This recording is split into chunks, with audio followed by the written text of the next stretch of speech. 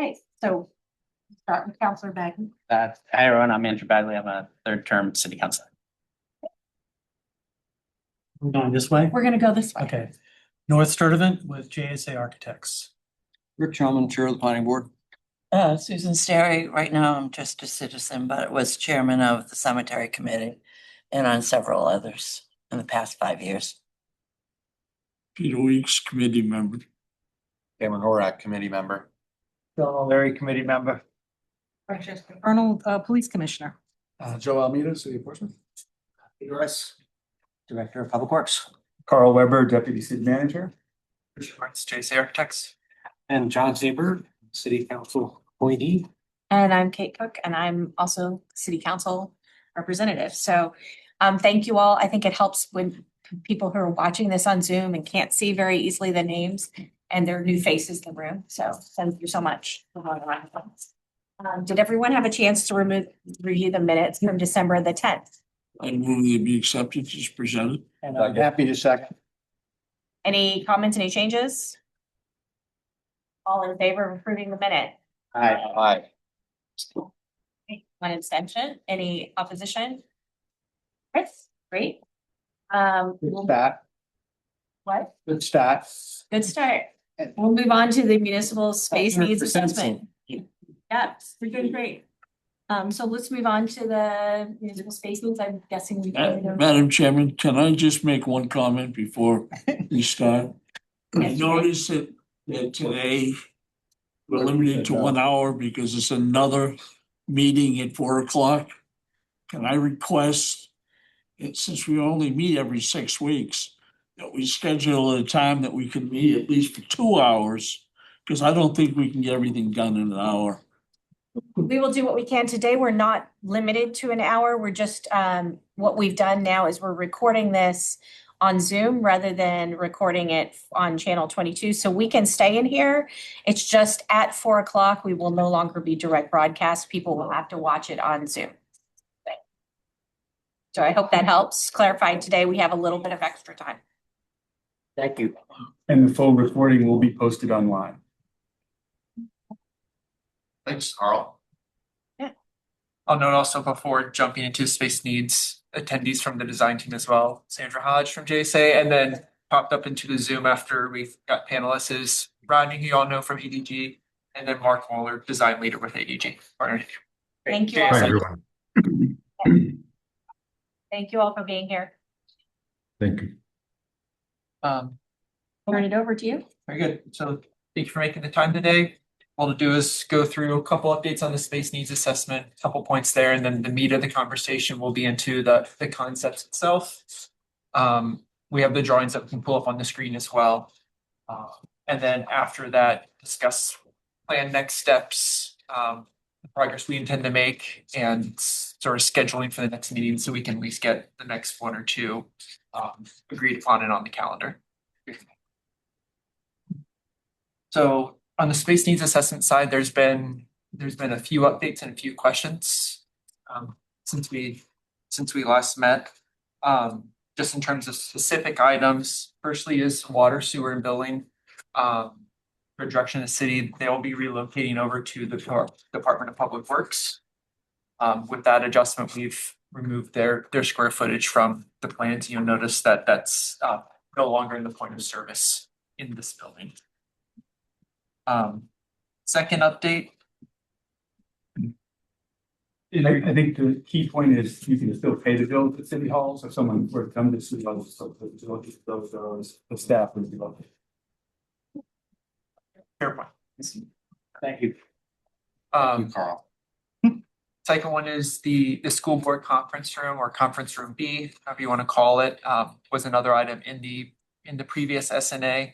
We've since removed that with the intent that that program cannot be used in the same shared training program space. That, shared training room has more than enough room, and sort of scheduling, we feel that it can serve double duty. Save some square footage. And then lastly, in the previous SNA, we had removed the Portsmouth room, and both in terms of as we work through the planning and talking through how it's used as both a meeting space and a soft space, I've added that square footage back in. discussed after the last meeting. It's also worth noting, we did receive a few questions about sort of the number of conference rooms that are included in the space needs assessment that we reviewed last meeting. And so I wanted to address that there were a number of them in there, and the reason is twofold. Firstly, there were a number of small conference rooms in various departments. Those were discussed with the specific departments as requested needs. One, in the point of service, there's not anywhere where you can have private meetings with citizens right now. All those kind of private conversations happen in the hallways. It's not ideal. So we've included program square footage for that. On the upper floors, there were similar requests. In a lot of departments, we look to move towards more open office seating. But with that, a lot of the informal meetings that currently happen in 200 square foot private offices now don't have a home. And so those are ways to facilitate those conversations. Thank you. It's also worth noting that even though we're carrying conference rooms in specific departments, it would be the city's intent that those are schedulable and usable by, all city staff. From our standpoint, it makes sense to keep them with those departments because that's where they're likely going to be located. There's going to be a conference room in planning. There's going to be one in finance, etc. So it helps us make sure we have the square footages, but they're a shared use by all and aren't currently. You lost me Sorry. through there.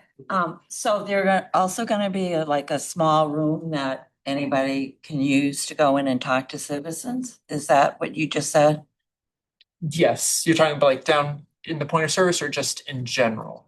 But just in general, I mean, because I've been here plenty of times and gone upstairs to talk to someone, and if they don't have an office, usually you go to the conference room if it's supposed to be more than a 2-minute conversation. So Right.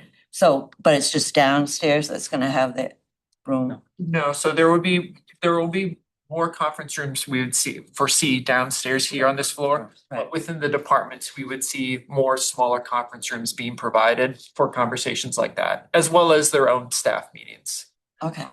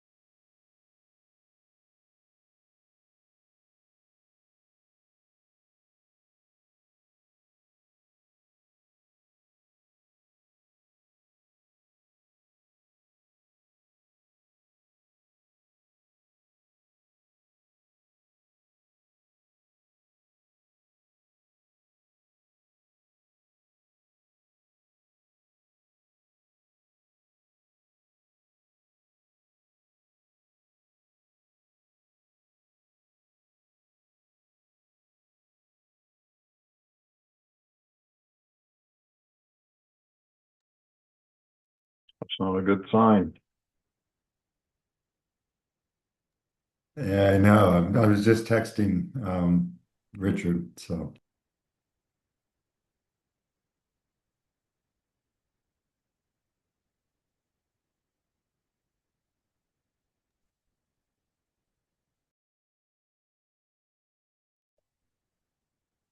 Thank you for being real. Okay. So there's probably a few reasons for that just generally speak to. It's when we do the space needs assessment, that is an exercise on a spreadsheet to help get us to an understanding of where we may end up. When we start working within the confines of the existing building, that spreadsheet breaks down a little bit. Sometimes you find that you have more square footage where you don't want it and not enough where you do. If you have a department that's needs 1,000 square feet and that wing of the building has 1,200, well, there's 200 extra that you try to figure out how to best use. And that's the kind of thing that as we get down to a more room by room detail, we can refine that, tighten that. I think the other thing that's worth noting too, when we get to the concept is where we are proposing additions. We've taken, this is our first pass, we're looking at departmental square footage as we start to go room by room. We can look to see, can we tighten this up at all? You know, we're showing X square feet, can this get trimmed? For example, just along that whole main entrance that we'll be looking at, that's a little under 200 feet. If that can be tightened up by 3 feet, well, now that's 600 square feet, that's doesn't have to fill. So I just want to acknowledge that it is larger than the threshold that we previously discussed. And I was almost surprised we ended up where that is, and I think there's good reason for it, and we'll see what we can do to tighten it up. And we may find that this works really well, and a concept B looks at a more streamlined that we can. So it just sort of acknowledging that. Yes. Talking about the 1,200 and it was only 1,000 that you needed, and it was 200. I was using that as a loose example, just as a sort of, For instance, not. right, you know, Got it. if you have a Okay. wing of a building that's this big and you need, you know, 90% of it for a program, well, Did you there's know what I 10% was you gonna can't get ask? rid of You know, how there. long did, yeah, okay, thank you. So does anyone have any general questions? Then what I'd like to do is just go over the guiding principles for what we did and then dive into the plans, the fun. Thank you. I do have a question. Because in the last meeting, there was talk about the other entrance in the older building. Yes. So when you refer to main entrance, you're talking about this one specifically right out here? Correct. Yeah, so I should probably make my terminology clear. So yeah, main entrance, administration building entrance, Okay, hospital, and then I guess the sidewalk entrance. right, okay, thank you. So just what I wanted to do just briefly was remind the group of the sort of the guiding principles that we're driving, why we use the layout that you're seeing today briefly, and then go into the plans. We know on the police side, in addition to just needing to do renovations, one of the key goals is to improve adjacencies that don't currently exist. Things that want to be together aren't currently. We want to get those departments to where they need to be. On the city side, we want to get those point of service departments to the point of service. The public access and allows us to establish a more, secure zone for staff. And ultimately make a more efficient use of space so that we are limiting the amount of new construction and reusing the existing building as best as possible. On the municipal side, the key point of service departments, tax assessor and clerk, they want to be right at the core, right at the entry, so that it's as easy as access as possible. Close proximity to the point of entry want to be health and welfare, which ideally wanted to be near the police department as well, because there's synergy between the social workers and the PD, health and welfare. While they're separate, they overlap a lot or serve a lot of same clients, if you will. The building department, planning, economic development, those are folks that get a lot of foot traffic, but they don't need to be right in the point of service. They can be a little more removed, but what we want to ensure in the plan is that there is easy access to them, still respecting sort of those public staff boundaries we're trying to establish. And then the other departments have a little more flexibility, but more adjacencies with each other. Finance and school, a lot of overlap. Legal, city manager, a lot of synergy. Keep those folks together. On the police department side, probably the most important thing is there's their point of service, if you will. There's a lot that wants to be near each other. You have your public access lobby, records and courts wants to be right there. So again, the public can access it. Patrol, communications, which is dispatch, all want to be near there as well. And booking and intake, which is currently at the very back of the building, wants to be up front. That's really a security concern and something we try to address. What we'll find though is that there's a lot of program that wants to be right there near the building. And that's something that we will start working on. We realized we needed a little more room. Those adjacencies happen. So now I'll go ahead and pull those up and I'll share the screen too. So there this is one moment. So what I'll plan to do is just go floor by floor, talk through what we're proposing. And then we can like bounce around and sort of open it up. In the lowest level of the building, we would tend to obviously keep that PD. We have the shooting range, which would not change, that would remain. Storage space, and then the physical agility, the gym would remain as it is, or where it is, but perhaps renovated. Level one, really the police department's ground level, that's where there's a lot of action happening. We would intend to keep the police's lobby where it's currently located with an expanded records and courts to, serve its SNA needs. The key piece in all this is the Sally Port, currently located way at the back of the building. It needs to be, it needs to be close to the front, close to public access. There's really only one ideal location that works, which is to expand off the front of the building where the parking currently is. This would be proposed to be 1 story, no higher than what the existing already low level is. But what that does is it achieves the adjacencies the police department wants from a security standpoint. It works well within the traffic flow. Cruisers can pull in, back out, and go out their way without us having to sort of rework all the traffic flow that currently exists. We're able to work within the existing, let's call it, vehicular access lanes. Dispatch, where it's currently located, we would intend to keep. So that's a space that we're able to maintain.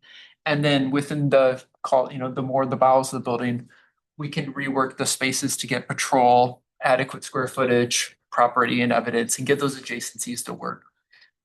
One of the things that we would intend to do towards the back of the building is bring the locker rooms, which are currently in the lowest level, up top. That's from a staff point of perspective, that is the first thing that most of the officers see when they arrive at work every day. It's the last thing they see. So our ability to bring that up to the main floor to make that a nicer entrance, I think is, a real staff benefit. It's also worth noting that you'll see on the floor above, this space is deep. You don't get natural light, right? Unless you're along the exterior wall. I think we have the ability to introduce some natural light through skylights just to help improve that space. It's hard working in a deep building. We would also at this point intend to retain those existing Sallyport bays and use those as the detectives processing bays, which is 2 less that we would propose to add to the Fluke building. Now, we might find later on that it makes sense to reuse the spaces for something else, but at the moment, that's what we feel makes sense in this plan. Also worth noting, down in where archives and such is, we tend to use that to fit all the custodial maintenance sort of storage needs. Some of those offices are all up on this floor right now. Those could go down there. It's good access storage. It works well. Now let's get to the floor 2. Is it all right? Is it all right to ask a question now or wait until the end? Why don't we get through the plans and then we'll go to questions? Thank you.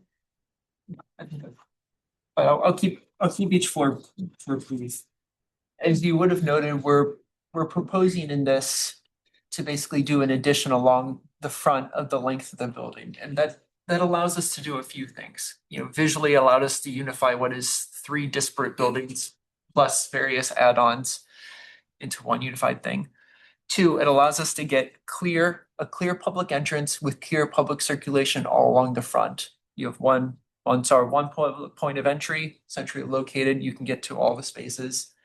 And that allows us to work with the depth of the building. Right now, being an old hospital building with a double loaded corridor, if you keep that corridor down the middle, you're really limited in what you can do by, 15 feet or less. By moving that circulation out, we now have some depth that we can work with so that we can fit full departments, tech, city clerk, health, welfare. It gives us some space to work. So what we're proposing is in that main lobby, we have our point of service departments. We sort of achieved these goals that were, I stated earlier. We have sort of tax and city clerk co-located together with what we would see as shared windows, reason being that both departments have a certain need all the time, and then there's a seasonal surge. By having shared windows, we can now flex, make best use of those spaces. We have assessor just across the way, again, point of service, and we have a little bit more of a generous lobby with waiting space. So then instead of having to queue up in a narrow hallway, you have a space you can sit, you can wait, and then also gives us soft space for when, council meetings are happening, things like that. We would intend to maintain HR down this floor at the moment. They do get some foot traffic because of, people interviewing, staff coming to see them, and they have a good space that works for them. Something that we wouldn't have to touch as much. To the, plan west side of the building to the left. We have that shared training room that's in the SNA. That's a shared amenity between the police department and the municipal needs. It wants to be co-located next to the PD, but it wants to be also near the entrance so the public can access it. That location generally works. And we have health and welfare just off the way, but still down on this floor, accessible to the public and near the PD. So again, achieving that goal. We would intend to maintain sort of, the chiefs and admin space we're currently located. Yeah, at the moment. How do you lock off the chief? Same way that it is currently now. There's doors that are on access control.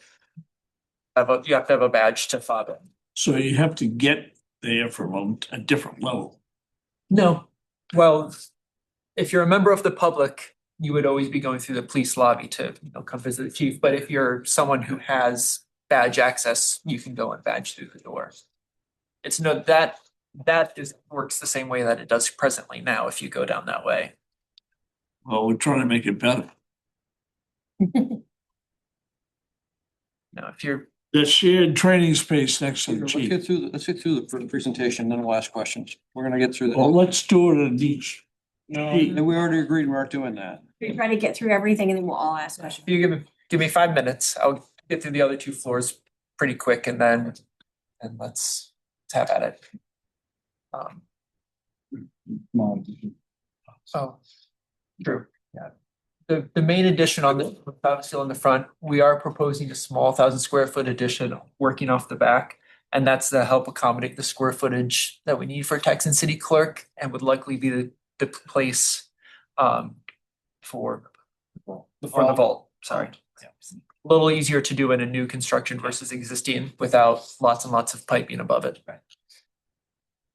On the 3rd floor, we would look to relocate building and planning to the site vault and the administration building.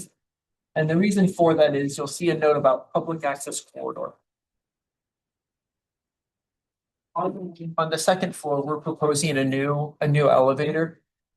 Right in the point of service, basically using what is an existing non-compliant stair and using that opening for an elevator. And what that allows us to do is have easy access from the point of service to both those departments and be able to sort of make that corridor public access, but then have a secure line to the rest of the building. You'll see that also serves us well on the 4th floor with the school department. So that's a little block into the bottom right-hand corner of planning. Correct, right here, that little box where the hand is. We'd have building and planning co-located off that public access corridor. And then the space vacated by those departments would become the detectives division. One of our intents is we need to accommodate the police department space. We want to keep the detective space co-located in one area versus spread across multiple floors. And that keeps the police all, vertically above each other, so it's easy access up and down. And in the newer of the buildings versus in the 1924 administration building. And it works security wise too. It works security wise. Yeah. And we know it can work with their layout because in a smaller sort of cramped way right now, that's how they operate this. We know this can work. And on the 4th floor, we would intend to keep the city manager and legal where they're currently located. school department, where it's located though, condense by renovating, we can achieve all their program needs in a smaller footprint, and that gives us room to bring finance up. Again, school and finance stay co-located, and we have that public access corridor to the school department when it's needed, which was something that we specifically had discussed with them, that public access. I think that hits all off. Sure. I think let's open it up for questions. Start over here. This is where we started originally. Yes. Okay. How much fun? My first question is, I've been in both the storage spaces, both in the police side and here, and there's water issues there. They're not as bad as what they used to be. So is there some sort of waterproofing gonna happen, or does it come in the plan at this point, or does that come in later? That would be a detailed level later on. But if there is a water issue, we would look to address that as part of a renovation. You know, if we're gonna open up a space and renovate it, Right. we're gonna address any water issues to the best of our ability. Right, so just to understand the procedure, so if we get to that point and you go down and you realize it's gonna cost a lot more to waterproof it, to make it a really functional space, how does that impact the whole building process? Does it, I know I've heard like refinancing levels will save 50,000 over here because we really want this 50,000 to restore like a storage space. Is that? I can speak to this. When you refer to water issues, it's really a moisture humidity issue. And it's driven from mainly the piping in there that's poorly insulated and that cause condensation, and it drips and it creates potential mold sources. That is currently being managed. It's not ideal, but a new system, a new heating and air conditioning system would, manage that much better. Yeah. So that's part and parcel of, one of the big drivers behind this project is the improvement of the air quality and the environment that the police are working in. So that's front and center as part of the whole project. And my other part to that, the day I happened to be down, I think for this side, there was water coming through that door, rainwater off the back because it comes down like this. Sure, that needs to be addressed immediately, not in the future project. Okay. If we have an issue that allows water to get into the building, that's something staff deals with now. Okay. And my other quick question is on page 9. I see in the ledger over here, there is no square that says, in particular, this pink area with the lines going through it. Over here, it just says addition in a white box. So is that all new construction? Are we gonna be able to go out or not? I don't know, go out the front door and walk under a canopy down to the police area? You can see the original line of the building where the windows are. Right, Hatching is a different. right. But I mean, It's two things. It's the hatching and pink means you combine two. right, that's what I assumed. But is that like new construction or is it just a portico or? That is would it- be new construction.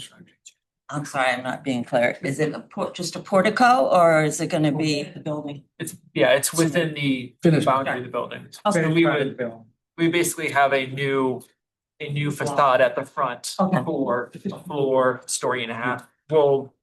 In the future, we'll present concepts of what that could look like and how to make that aesthetically work well. Right. But that would be a new face of the building. Yes, yeah, thank you. We have some real estate to work there without starting to creep into the roadway. Thank you. I think Mayor Weeks was next. Yeah, on page 9, also shared training room. Shared with who? Between the municipal side and the police department. And I say municipal being both for like staff, or it could be for public meetings, like school board meetings or Blue ribbon committee meetings. committee meetings. Yeah. So what that would be is it's Your a conference room A. it's a room large enough that you could fit up to, was it 70 or so people, but it can be divided in halves to be, 30, 35. So you can imagine 2 meetings like this happening in 2 separate rooms or one larger space. We know that there's sometimes a need for a lot of people, sometimes or need for multiple smaller. And that's That's a lot of sense. And you're proposing to keep the current council chamber in Portsmouth Room intact? yes. Just remember, we're losing the school board conference room in this, so this seat, Sunroom. yeah, the front, yeah. But that's where the school board has all of its meetings, so there has to be an additional Meeting space. So they're adding one. Would be in the shared training room. Yeah. Maybe partitioned off into two. Yep, and I mean, I mean, it's worth saying too, that we would imagine as part of any of this, that all of these conference rooms would have the requisite, AV and recording and such, so that it can serve that purpose. They have certain recording and broadcasting needs where they can't just use any conference room. It has to be one of a few specific here in City Hall. On floor 4, what's the square footage of the school apartment? So what we're showing there. My cheat sheet. So what we're showing there in that whole block is about 4,300 gross square feet. How many? 4,300. According to our space needs assessment, we need about 3,700, so that's a space where we have room to work with more than we might need for them. And as we refine the room layout, it might be that becomes where we're able to do more common space for staff. Or find out, is there a better use for it? But for the moment, that's how we've blocked out that space. It's smaller than the school department currently has, but there's a lot of efficiency to be gained because they have, 200 square foot private offices, because the existing hospital rooms would make that more efficient.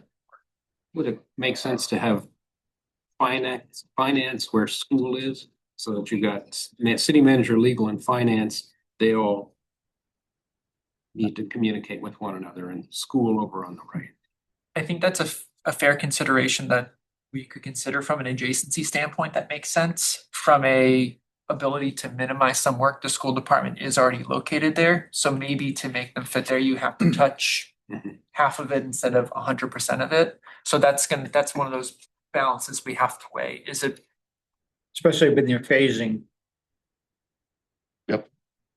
And I guess I didn't state at the beginning of this, but at this point, we're not looking at how to phase it. We have ideas in our heads, but we haven't outlined that for you yet. As we refine these, then we're gonna start to work through how that develops. How many square feet this room is, so people looking at the 2,000 will understand. I think some people don't understand how big 2,000 is, so if you can figure out how big this room is. I'll tell you, 1 second. Bear with me. So this room is 972 square feet. Okay, so it's 2 of these. as big as these, 1,000. yeah, okay, good. Yeah. Probably wouldn't have that. Right. I'm the- asking. Yeah, they They're actual. calling.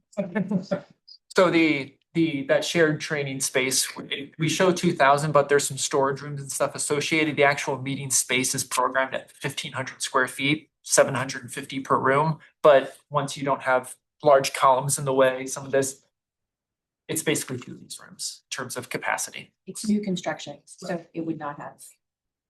And Why? that's Good, okay. And then it's worth noting too, that that's a reason to not try to put that shared room within the existing building. Because now you're trying to work around all this. Now, maybe there's an option where we do have to look at doing that to help save on addition space. But ideally, that's the type of room you want to have next to the main entry in new construction space, so that it's column free, that it has the proper ceiling height, and sort of can serve its best function. Be really heavily used and should be as efficient and effective as possible, so. And right at the front of the building so people can get in and out. And all the above.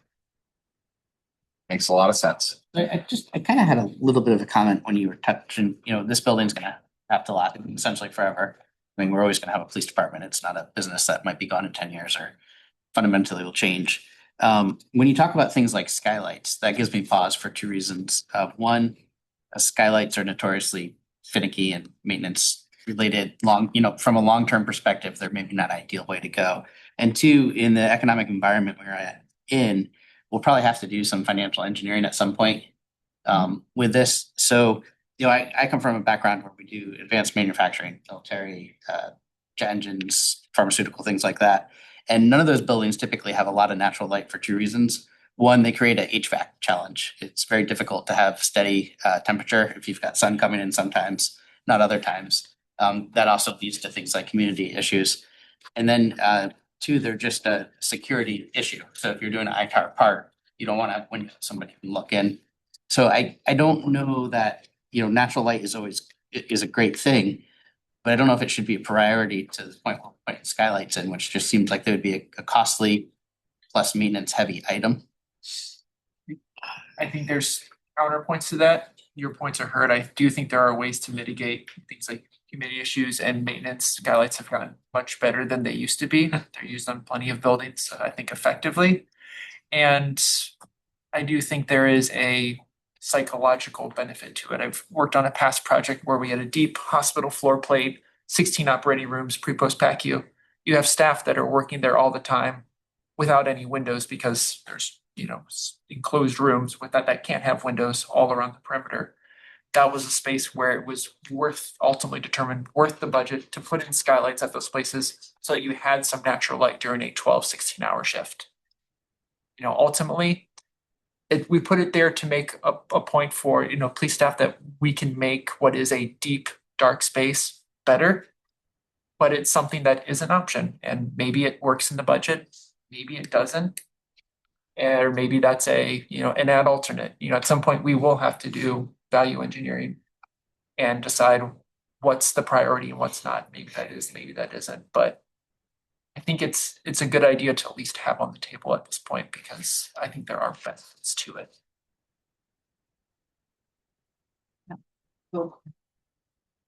Couple of comments more than questions. First of all, Richard, I'm duly impressed in the fact is that, I don't know what your background was prior to this, but you've certainly been able to grasp municipalities and police and how they work together and how everything fits together. And that's a kudos to you on that. And also on the presentation. A credit to our team, not just, Well, I might be up here doing. I'll use the larger you. And Rodney, ADG does a lot to support us, particularly on, the police side. Yeah. Those chief stuff to make sure that we understand what is most important. So that is not a one person team as well as our consultant. And it comes through. And then the second thing is with regards to the presentation, it was pretty easy to grab the stuff, sit down and understand what you were presenting. So again, that's an art and it was well done. Third thing I just want to mention, I want to pick up on something that Rick said at the last meeting. It shouldn't be overlooked that what we're seeing here is the ability to utilize the space plus a couple of small additions to meet all the needs. And I believe, as Rick used the term, that's a big deal. And so, again, I'm very, very positive with what we've seen today. The fact is that what you've been able to present, working with the various municipal departments and working with police, is a way to accomplish our desired ends on this site, which at some point in time we may not have thought was possible. So again, thank you. Just a clarifying question. John just mentioned it. That all this information at the last meeting, you said that you're going to talk to each department and see what they wanted and everything. So did you meet with like just department heads or did you meet with like 2 or 3 people that actually do work in the department and things like that? So we've presented what you're seeing today to the department heads. We did sort of part of that core team meeting so that they could offer initial comments and see what we're presenting today. They should have a first look. When we get a little further along with more detailed room by room, we're going to go back and then meet with each department individually. And it's up to that department, whether it's just the department head or it's multiple members. Each department handled it a little differently at their discretion. But I think we'll be able to get more specific feedback at that stage and adjust accordingly. Richard, as part of your data collection, did you include staff as well as just department heads, or did you just meet with department heads when you were gathering the initial data from the In some department? cases, it was the entire department. In other cases, it was up to them who they brought. Yeah, it depended on the department. Their level of knowledge, some department heads are newer and they wanted to have their experienced staff all present. Some had a clear idea of what they needed and attended themselves, or it was one or two. In other cases, they had to attend to business, so that some people had to stay behind and work the windows, so. Oh, yeah, But no, I it was just open to curious if everyone. it was just a It was open to everyone. initial. And my other quick comment is probably for the chief. When you're talking about sunlight, the rooms, the skylights, what about this day with the use of drones? What kind of security do they challenge or cause nowadays? Or even in the windows that we have, the big windows? I mean, drones are always gonna be out there. We haven't got that far into the weeds of what's gonna actually be in those spaces to raise that concern of. But I mean, that's After a, that, a drone is being operated by a bad player? Yeah. Spying on the police? Okay. or even somebody that is curious and wants to. Have a quick comment about that. They make films that go on windows and you can see out and it's like regular daylight. You cannot see in. They use them in the courts and they use them in the judges' chambers and stuff. So there are things that are minimal cost, pennies really, for security, but I understand what you're saying. Yeah. Yeah, I mean, because they're a much bigger There's concern also now. Technology that, as we progress through this, that will prevent this from being a no-fly zone. But that's on the radar, so, okay. Just curious. Thank you. I'm on page 9 again on additions to hatch marks. It looks to me like there are 6 separate additions, am I correct? I would call it 2 to 3, depending on how you look at it. We have the one behind the tax collector. Correct. That would be number 1. Then we have one behind the city clerk. Correct. Then we have that hallway, which I'm calling 3, that's in front of the city clerk. The new entry. The assessor's office. And the shared training room. So we would see that all as more one. So if I look. Okay. This would be one here. And then this whole swath, depending on, would be basically one larger addition. Now, we do have the existing school board conference room here, which in theory, it might be that might all have to go away and be new construction, Okay. or it might be that you can preserve the foundation and footings because it's in the right place, but need to redo the roof above so that it all lines up. So there's that's why I say that 2.5. So you're on your concept And then page, Valley Port, which is then, a fourth. the concept page. Additions. All of those total 12,000 square feet. Correct, and that's both floor levels. So for example, the records and courts here would be the floor below the addition above. So that's footprint wise, this falls within that footprint above, but it's a total new square footage of 2,498 plus the above. So what's your ballpark estimate of what this might cost? I don't have a number, and if I did, I wouldn't want to share it at this point because there's more that we need to know before we can. And when will you complete it? Look at the schedule. Look at the schedule. That's another money question.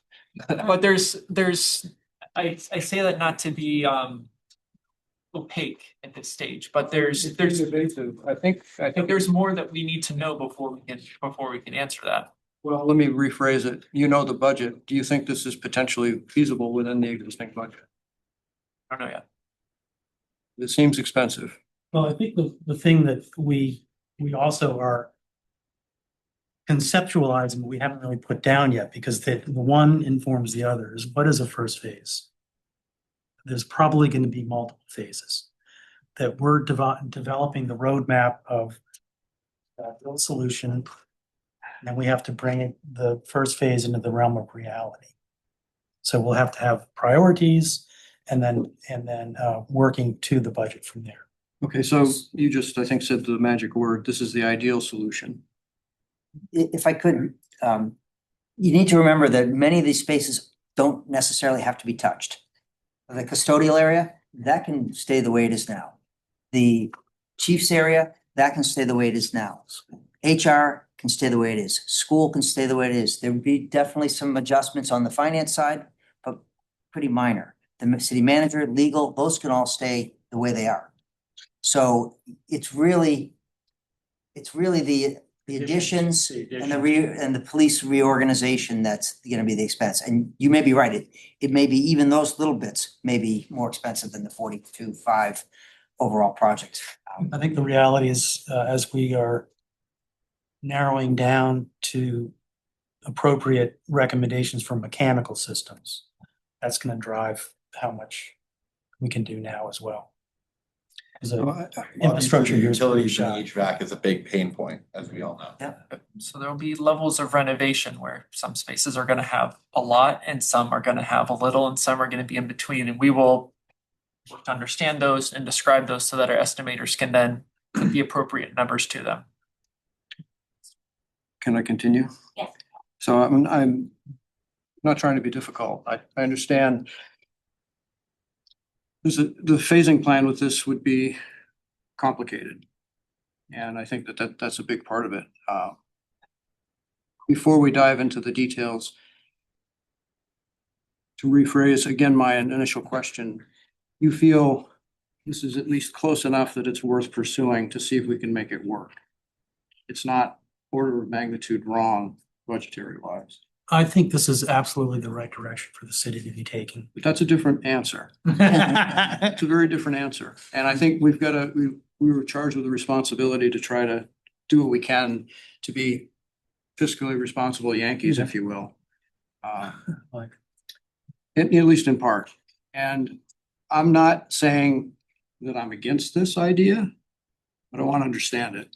You know, if this is an $80 million plan, to throw out a number, we should know that sooner than later. Well, it can't be an $80 million plan. Well, it can under the current isn't- parameters, but by not, first of all, you guys are very skilled professionals. You have an idea in your head. I'm not gonna press it any further, but I know you do. You couldn't be doing what you've been doing all these years if you didn't. So again, are we relatively close to the budget, do you think, depending on how the details work out? Or is the city gonna have to look at appropriating more money, almost certainly, to make the deal? My gut response to that is you're not going to get absolutely everything that you want in the ideal circumstances for the budget that we've been given. However, what you can get done for the budget we've been given will make a meaningful difference for the citizens of the city and that are dealing with the staff on a day-to-day basis. For staff who will have the opportunity to be in a more secure work environment and to have a police department that's functioning better than it can now in the city. Very politically astute answer. Appreciate it. I'll add to Rick that, you know, the way that we propose this and the way we've outlined in the past is that we aren't presenting ultimately doing one concept, we're doing three. This is where we've landed at to date, trying to sort of accomplish all the things that we've, you know, all the goals that we've laid out with ED, with the different departments. We sort of accomplished those things. This also keeps all the departments here, water, sewer, billing, with the exception that, you know, that discussion was already made. There may be, I expect, future concepts where, can we pare this back? Yes, and then what's the cost of that? And that's something that we'll have to present, because if this can't meet the budget, we still would want to present, here's an ideal. And the city may not choose to pursue that because maybe it doesn't meet the budget, maybe it does. But we can. Okay, I understand that. And by the way, you know, you guys are professionals, you do this, you have to make a recommendation based on your good professional judgment. If your professional judgment is that this is where we should be going, which is what you're saying in terms of an ideal step one to look at it, I understand that and I appreciate it. Getting away from the budget just the addition on the front, how far have you thought about that in terms of like how it's gonna impact the windows on the east side, the west side of the building? And like that shared room we were talking about, would its public access be from the central entrance because it's on a higher level? Or how would, if you thought about details like that, like where would the public come in? Just the one entry point? That would be our goal, is that's the primary public entry is right there. You have one entry point. We want to try to consolidate. Now, you could probably have one over by Seibold as well, but trying to unify that entrance so it's clean. I think So it'd be one, you'd stay on that level, and then to get into that shared room, you'd be well above grade, obviously, by the time you get to that room on the left. But you're on this floor level, so. Right, because then, yeah, as you know, the grade drops. It's a clever idea of bringing that circulation forward. That's a clever idea. Couple questions. It just kills me to have to add bricks and mortar for storage for the city clerk tax. Is there any way we can outsmart that? That would be a question. I would speak to that and say the current situation in this building puts records at risk. We regularly deal with challenges, maintaining safe spaces. When I'm talking about water, failed pipes, things that happen throughout an old building like this. So building a designated area that was designed for records keeping is a good investment for the city, because there are records that we have to keep safe and conditions that are workable. And right now, they are not as secure as I would like. So I would say yes, you could, but you'd be in the same position we are right now, which is really not an ideal situation. So I'd recommend highly not to cut on that investment. And then I just wanted to hear from the chief and Mike and Francesca in terms of operationally, how this works for you. A big issue in the current station is prisoners come in the back and they have to go through work area. Does this improve? This design definitely improves that. I think it's draft one, it's conceptual, and it doesn't get into the detail of what these actual spaces look like. So I couldn't say it's going to give us exactly what we need at this point, but it's a start. Do you agree, Chief? It gets at least those adjacencies like Sally Port. Yeah, it gets where the we adjacencies that we are looking for. And I would say too, from just a space planning standpoint, us EDG, we put this in front of you because we feel comfortable that we can make that work to a satisfactory level for the PD. And just the patrol space and the detective space, current versus future. Let's take a quick clap.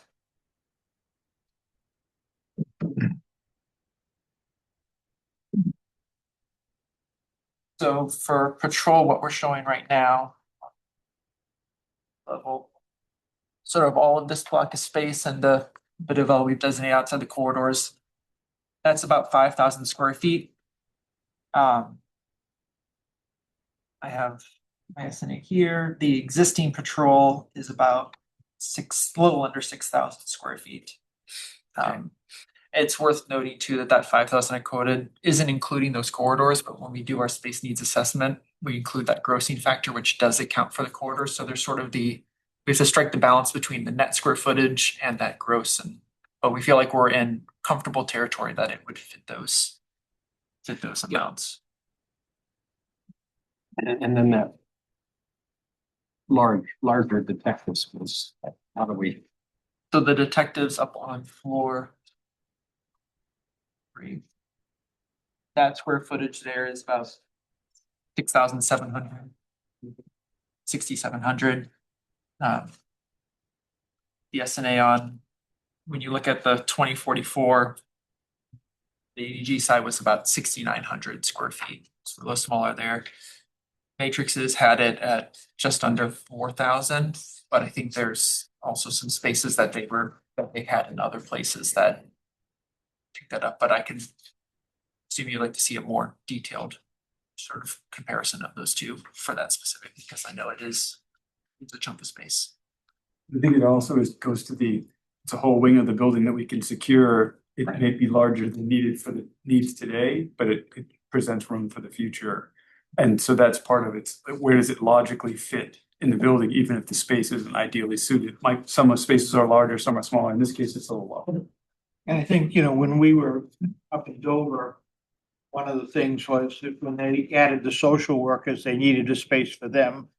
Et cetera. And from what I'm hearing Kyle say, that would be, an opportunity there to use that for that type of thing. Yeah, if we added more social workers, if they went to that response team approach for counselors or other, that would be the logical place to put it. You'd have room for it for the future expansion. So when we look at trends in policing, that's where some things have been heading. That would give you space to accommodate that in the future up there as well. I also have to ask about bathrooms. I don't see anything here about handicap bathrooms. We'll ensure we have the appropriate quantity in our space needs assessment. We had outlined sort of a number per floor, all of which would be individual and accessible. We've designated on some of the floors sort of that common area space, the pink, and that's where you would have spaces like bathrooms, and sort of, staff kitchenettes, which are currently in various states of condition. But when we start going room by room, we'll define those concretely. So I see W and M, women and men. Yeah. That's here, but so that would take care of everything. We would put more, we would put And handicap, additional. too. Okay. We've sort of focused on the departmental square footages right now, but we're not going to forget about the bathrooms. Well, because it takes out a lot of space when you're building into a square foot or a rectangular space, and then it's not 1,000, it's 850, which takes. The kind of piggybacking on Rick's last comment, in your JSA's professional opinion, are you going to be proposing, when you come up with a finished product, a phasing of the project, and would you be pricing it out based on your phasing? Yes. That's how we outlined it, is based on phasing, and it might be that too, for an option, we know there's going to be phases just to make any project happen, whether you do it all at once or multiple years. Even if you just said we're going to do this all at once, you still have to do sort of phases within that project. But then I think there would be consideration of, okay, do we bite off this much now and then this much happens in some future year? That's a conversation that'll be had, but you would price it accordingly. Our estimators will usually, they'll ask for what anticipated, years would be so that it can build in escalation. To follow up both of them, I've heard the priority, is used a lot. Who's going to decide what the priority is?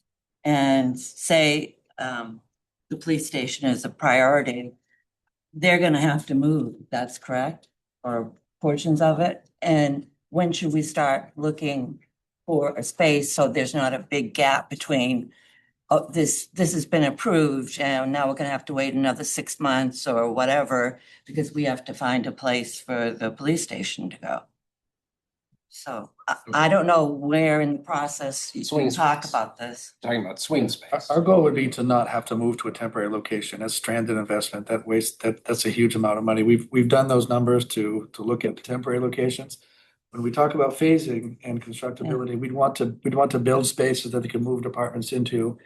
They could vacate certain areas and go work on those afterward. But as soon as we start renting and fitting out temporary locations, it's huge amounts of money because the criteria is very high. It's expensive.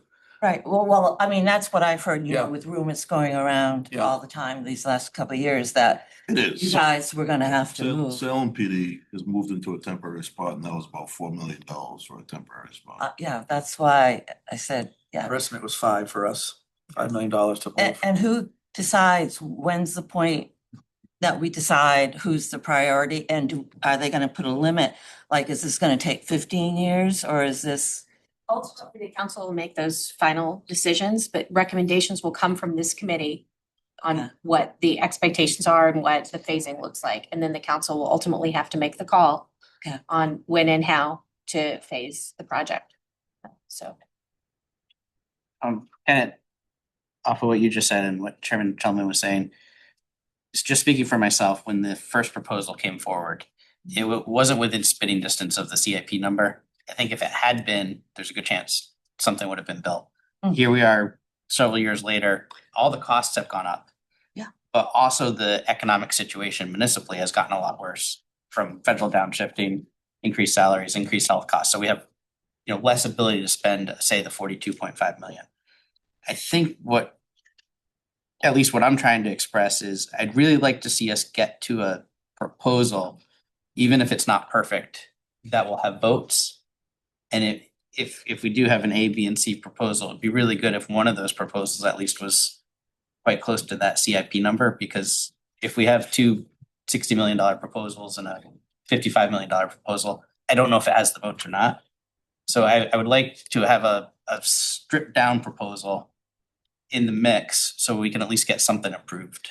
Well, I Depending, think- and it's impossible to know, way ahead of time where that's gonna We be. all have to be realistic about, the Green Apple's had a few bites on it, right? And it's, we may be down to the last bit, right? In terms of what the public, council, people in this room are willing to Agreed. accept. So we have to come to the table with stuff that's, Sharp pencils. well, sharp pencils, but realistic. Yeah. So, are we gonna be able to account for absolutely everything? Probably not, because it's really complicated, but the reality is, if we come to the council with two recommendations that are 60 million, it's 55, we know that's not gonna be something I wouldn't want to try to sell that to the public. I mean, and which is why we're really looking at this and taking really taking advantage of what have been presented to us of utilizing existing structure to the maximum extent possible, consolidating uses. So we have the shared training space that actually helps the meeting needs of the city and the police department and the general public. So and that's like one little jewel in the middle of this whole thing.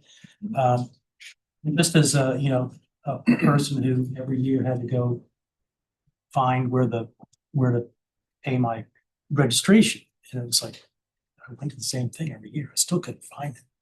When, having that point of service and something, I think the satisfaction level of the public needs to understand that benefit as well, so that spending anything makes more sense because there's some benefit to cities all. So that's our approach. Great, thank you. Just quickly, so does that mean that, oh, sorry. Wait, I've got two more ahead of you. Oh, sorry. Mr. Shellman first and then. Going back to the charge we had a year or so ago, it relates to this plan on the screen, is the question of what can be done inside the existing buildings. And I think as an exercise, it would be good to know the answer to that question. I have my own thought about it because I took a pass at it myself. I'm not an architect. I think it can be done. And I think that there's an opportunity for a simpler addition where the vault is proposed for the clerk. Maybe that could be a bigger space. Maybe there could be a conference meeting room out there as well. But I think if the public and the council can, and all of us at this committee can understand what would be given up by trying to work inside the existing walls to the greatest extent possible, as compared with this plan or this refinement of this plan as you advance it, so that people can understand. Wouldn't have this, you wouldn't have this, you wouldn't have this, and this would be harder to work, and Peter's gonna have, and Joe are gonna have a hard time maintaining this thing for these reasons, or not. Maybe the other exercise would say, you know what? It would work if we did these other things. I don't know the answers to those questions, But I think we need to know those answers. So, this is an 8-pound bag. Yep. Right? And the police department is a 4-pound bag, so a 12-pound bag here. And we are looking at it internally to reduce that baggage down by having some cross fertilization. But it is an existing building, it's an old building. There's some things I would think have to be done irrespective of how many people are working here. I mean, you know, the entrance here is horrible. Needs to be something done at the front of the building. The mechanical systems need high priority. But in terms of sort of a simple approach, if we didn't do these additions, you're probably taking, and you know, correct me if I'm wrong, Richard, but you're probably taking 2 pretty sizable departments out of the structure, Correct. right? At a So minimum 1. can the city work with that? You know, that's part of what will come out of this committee work. Exactly. That's the sort of thing that we need to know.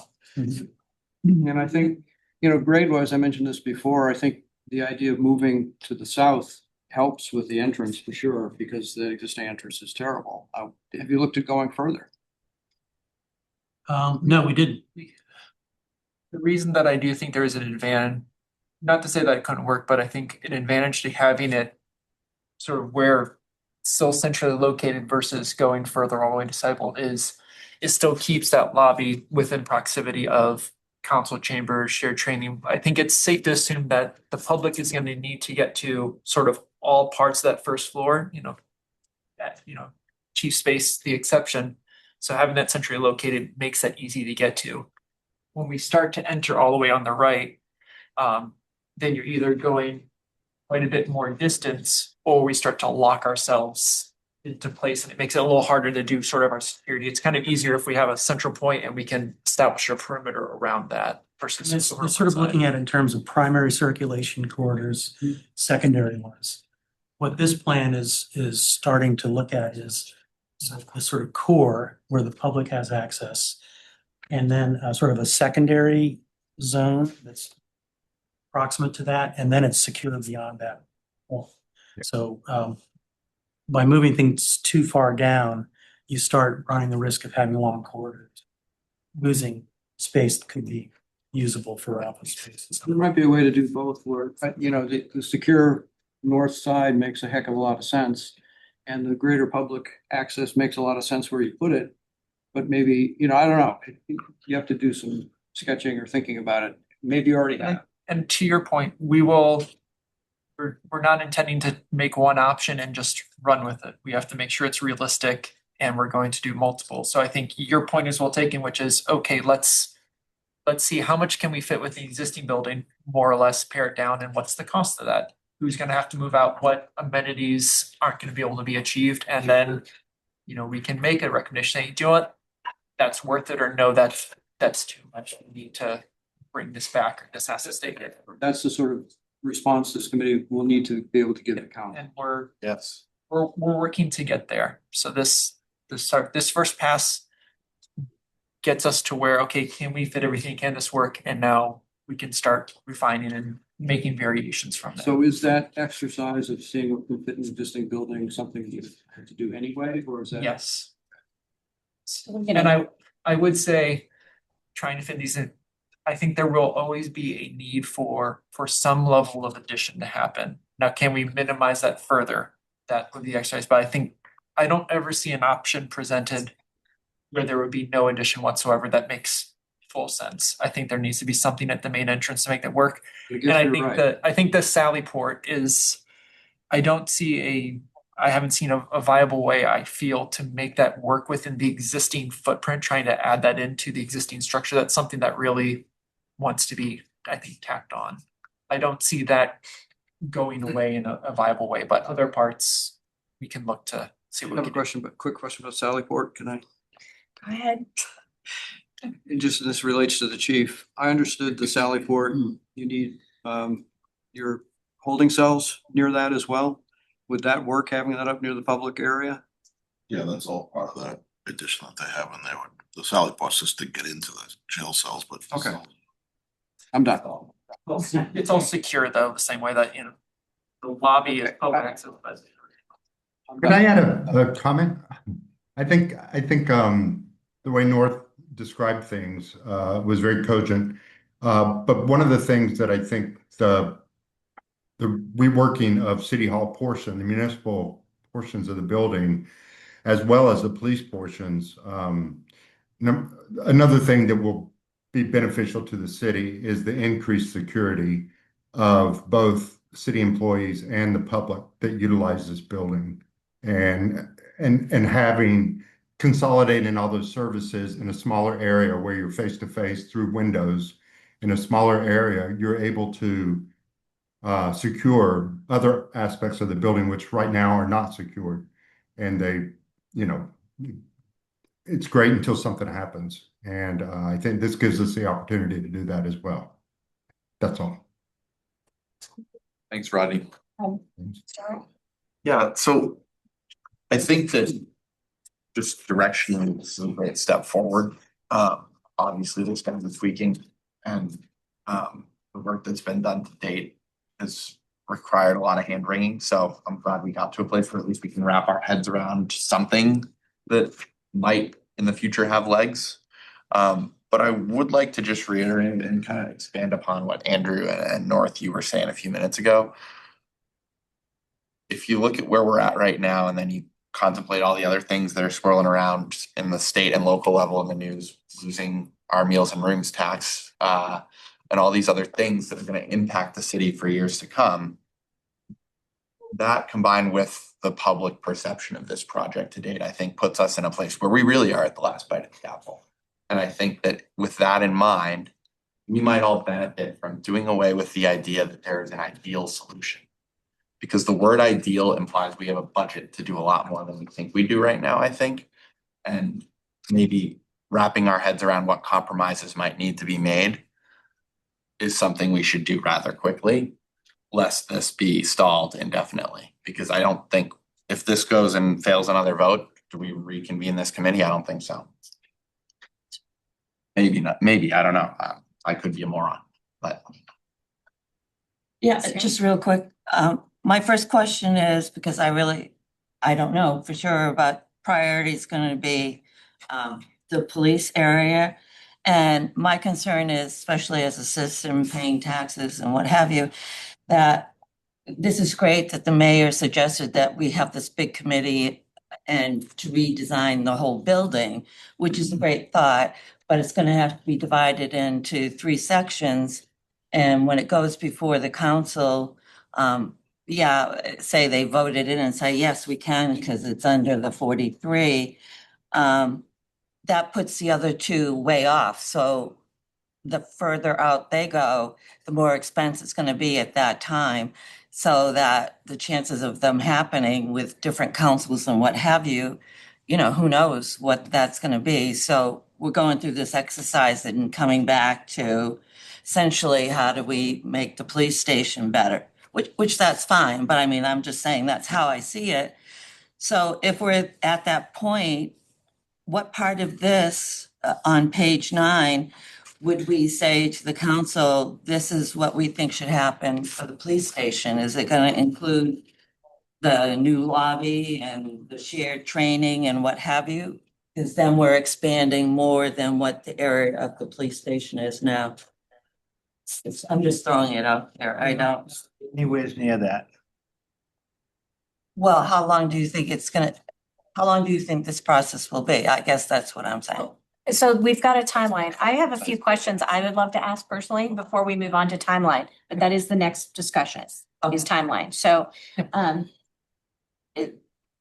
was looking at page 7, the basement level.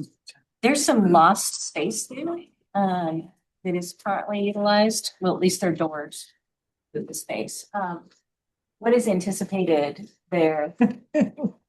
I realize it's a rock room, but as somebody with a 1790s basement, that's vital storage.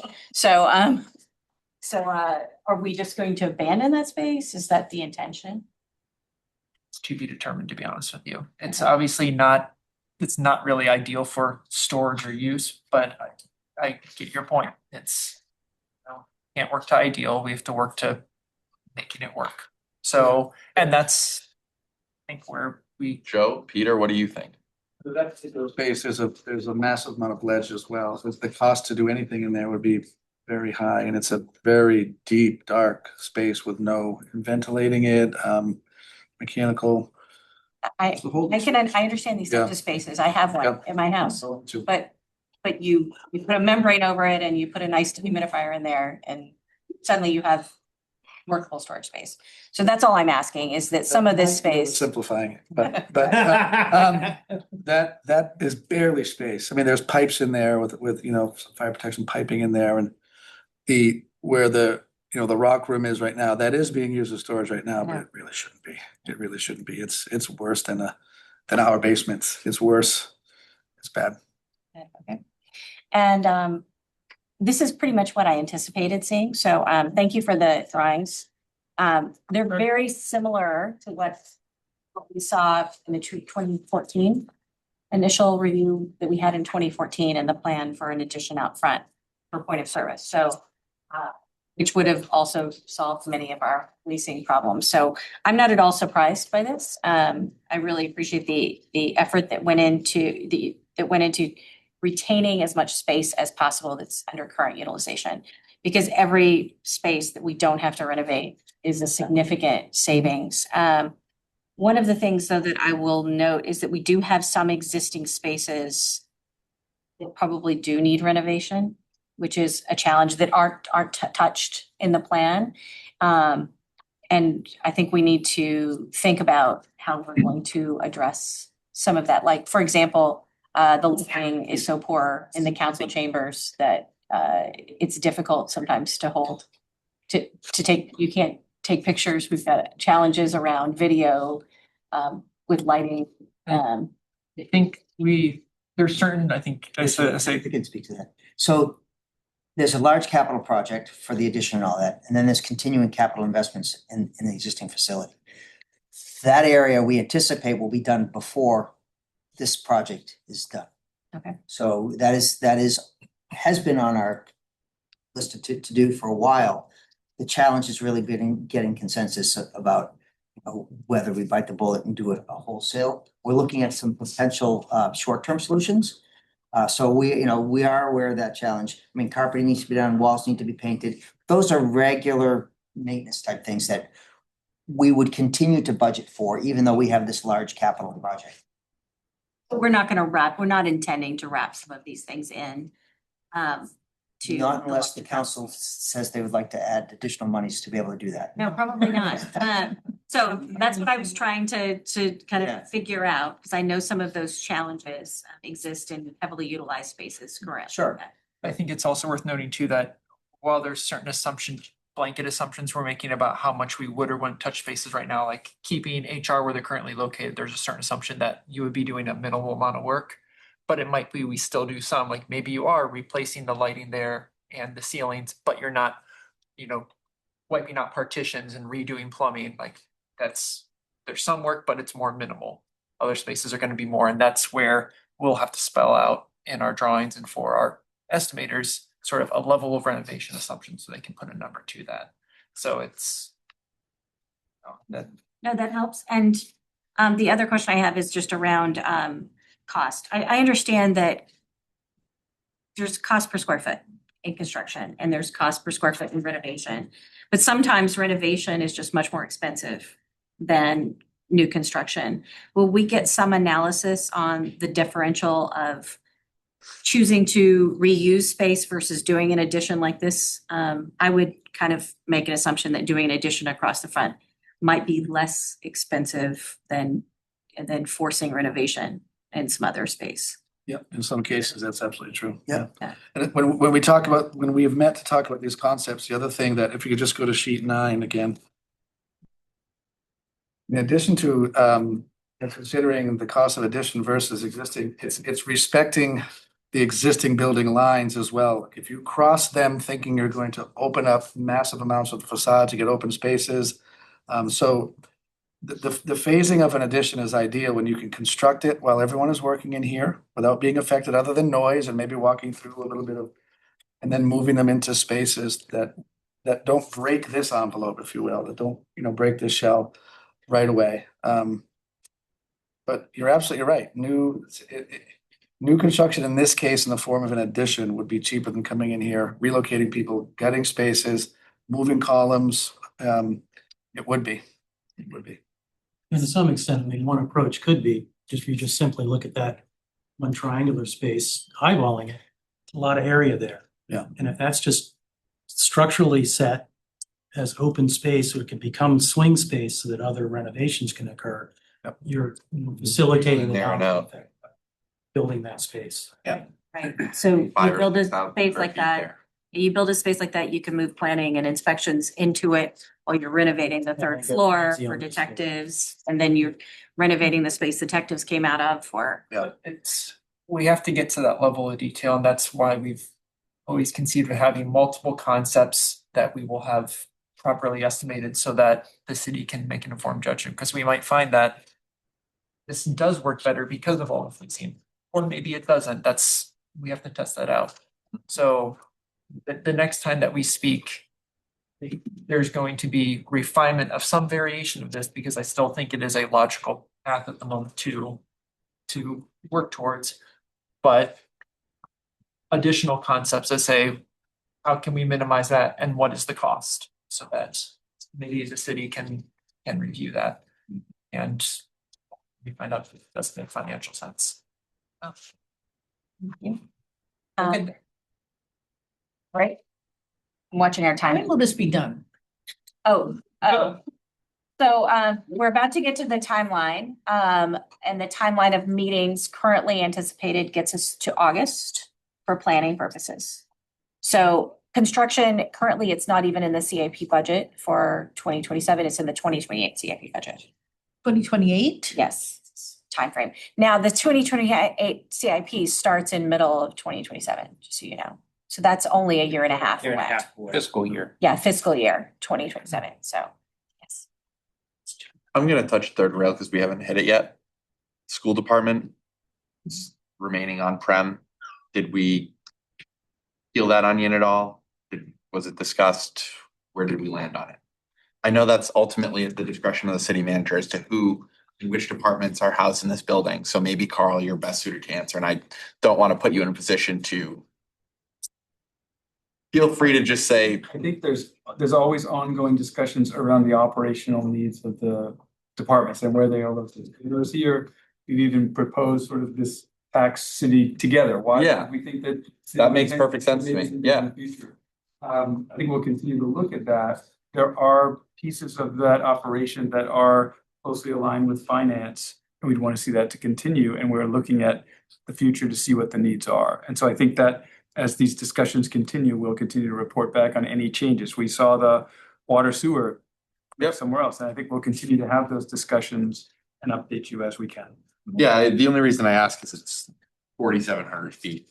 That's a lot to work with, and in this giant game of Tetris that you lucky gentlemen get to play all day long, 4,700 feet's a lot. But the other part of it too is that if you move them out of here, you have to pay something to renovate space to put the 4,700 space someplace else.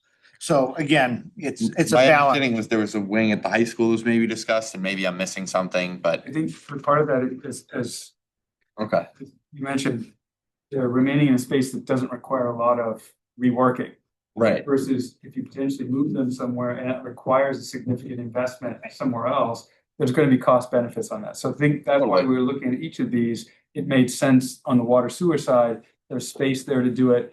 They've got the operational to do it, but we've had to think about also making sure that if someone shows up here, they get service, even if a particular operation is somewhere else. And so we're thinking through those things over the long haul. Totally. But Makes it's sense. not always a spend this or spend zero. Sometimes it's spend this or spend something else, and that's why we're evaluating. Right, and I guess the reason I ask is the something else less than an additional, let's say it's not 1 for 1, let's say it's less than that, and we're building an additional 3,000 square feet instead of 4,700, right?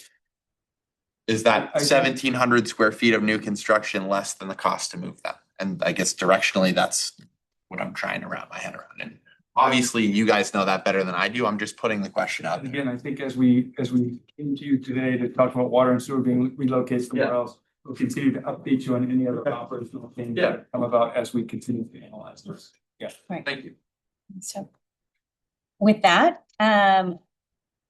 did everyone have a chance to see the questions answered? Yes. Our questions, thank you to the team for answering those. I don't know, just go over that. I think that's, I want to go there. yeah, they speak for themselves and we'll update further once we're ready to, particularly like the category 4 conversation. We'll be prepared to speak to that in the future. Very good. And next steps, any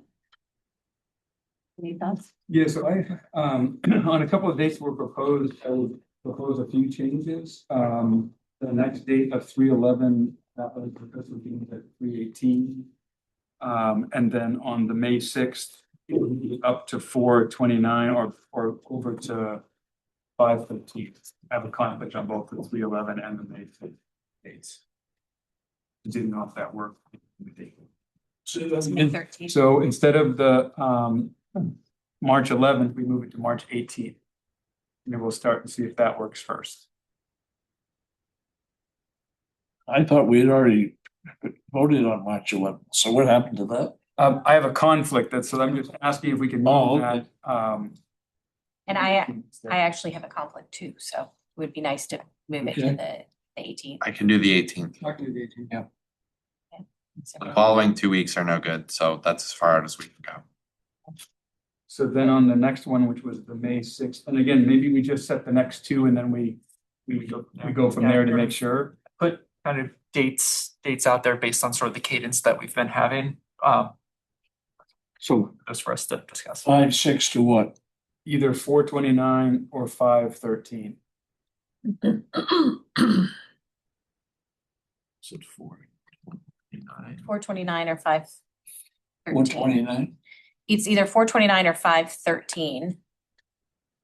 So does anyone have a conflict on one of those dates that excludes them? What's the 29th? Is it Tuesday? It's a Wednesday. Wednesday, they're all Wednesdays.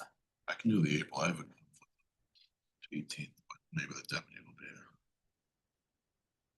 So we're changing the one on the 6th to, So no one has a conflict on April 29th. They do them sooner than later too. is that school vacation? That is school vacation. That is school vacation week. I don't have any kids anymore, but I don't, I'm just being sensitive. Yep. April what, Kate? April 29th. 29th. I could have a potential conflict, but it's not determined yet, so. I think we should just go ahead and move Yeah. it up. Otherwise, we We don't do need the it all. 18th, Yeah, We've got a yeah, budget work session then. exactly. So. Are you changing it to? April 29th.